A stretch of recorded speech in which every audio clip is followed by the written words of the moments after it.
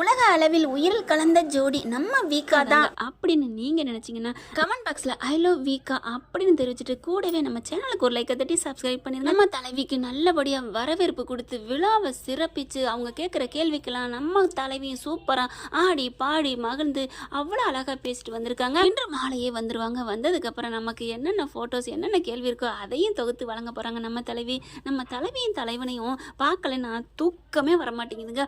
எப்படியோ நம்ம நாடகத்தில் பார்க்குறோமோ இல்லையோ இந்த மாதிரி எல்லாத்துலேயும் விளம்பரமா எங்கேயோ ஒரு விழாவா பார்க்கவே சூப்பராக தானங்க இருக்குது. இப்போ நமக்கு தலைவனுக்கு தலைவிக்கும் ஒரு விருது கொடுத்துருக்காங்க.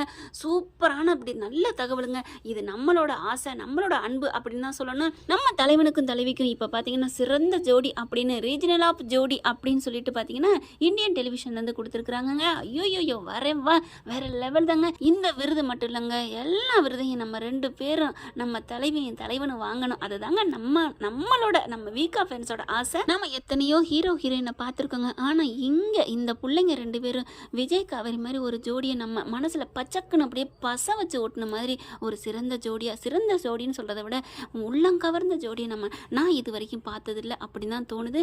நீங்கள் உங்களுக்கு அப்படி என்ன தோணுதுங்கிறத கமெண்ட்ஸில் சொல்லிடுங்க ஃப்ரெண்ட்ஸ். கூடவே ஒரு சின்னதாக ஒரு லைக்கை தட்டிடுங்க.